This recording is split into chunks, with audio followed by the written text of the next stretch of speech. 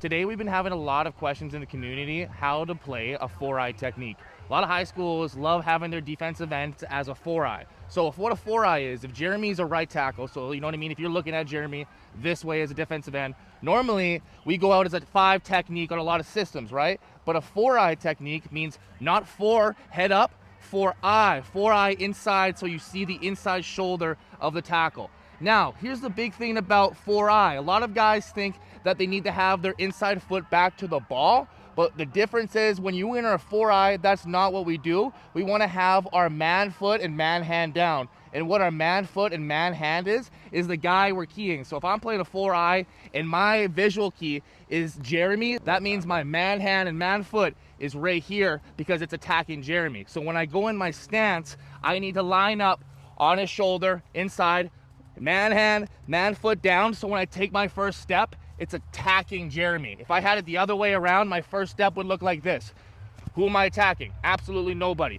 This is my visual key. So just to give you a little bit about 4-eye and how to set up and how to get into your stance, now we're gonna talk about how to pass rush from a 4-eye. So when we're playing a 4-eye, we normally have an outside or an inside call.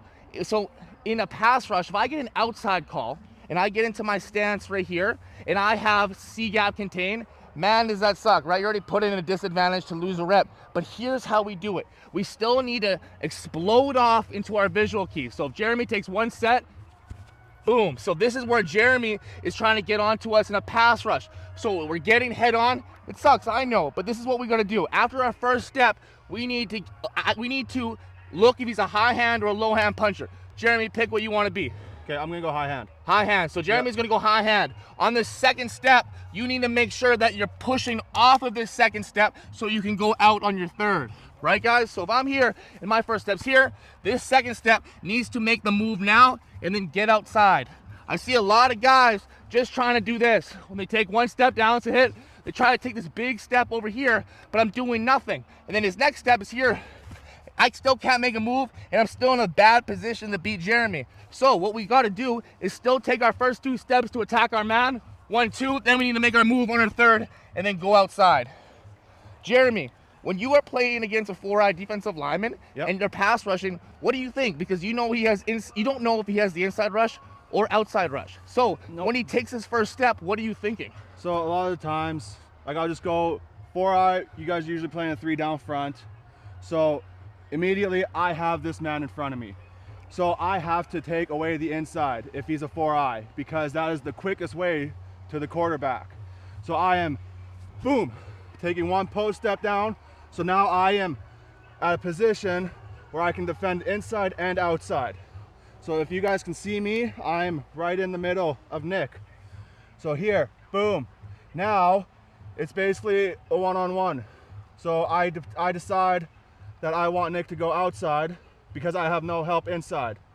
So I'm gonna shoot my inside hand, and I might even take a half step because now I am forcing Nick outside.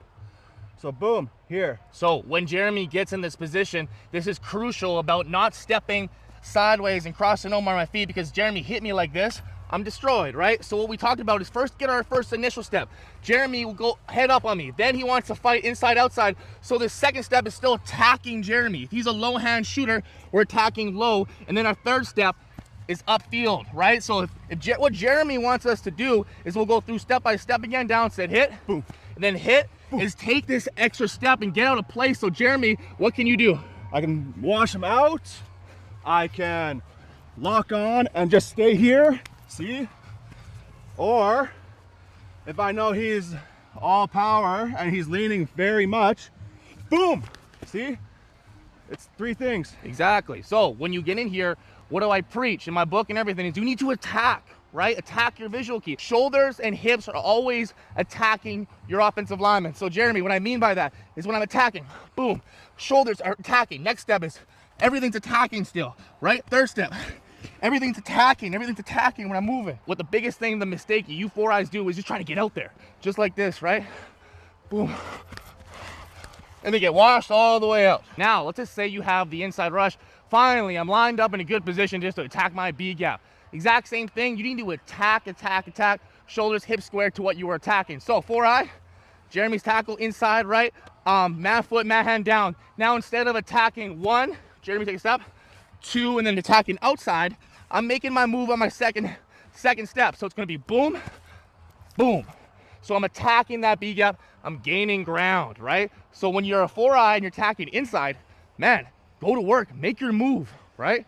If you're going outside and make sure you're not crossing over, you're stepping and attacking, getting outside. Anything on an inside rush from a 4-eye, Jeremy? Yeah, so it's the same thing as if you guys are gonna rush outside. So if I'm on the lone man side, play is away from you, I have this guy no matter what.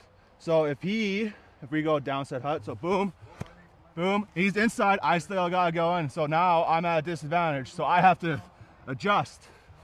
But this is the other thing. If it's to you, so the play, and we have a 3-man or 4-man slide to you, and I have a 4-eye, it's here. So I still gotta go down set hut. So I still gotta take the inside. I'm giving a hand so that my guard can come and help me. Because essentially this is his man, and I have whoever is looping over top. And when you guys feel this slide and he's pushing you off, you need to get your eyes off this visual key onto your next visual key. So after you make this easy, you gotta turn to the guard and then make the move on the guard. That's slide side and non-slide side. So if a running back, this what you can cue in for that is if you're a 4-eye and you see the running back on the other side, you're probably gonna get a slide from the offensive lineman. If the running back is on your side, they're probably man to man, right, Jeremy? Correct.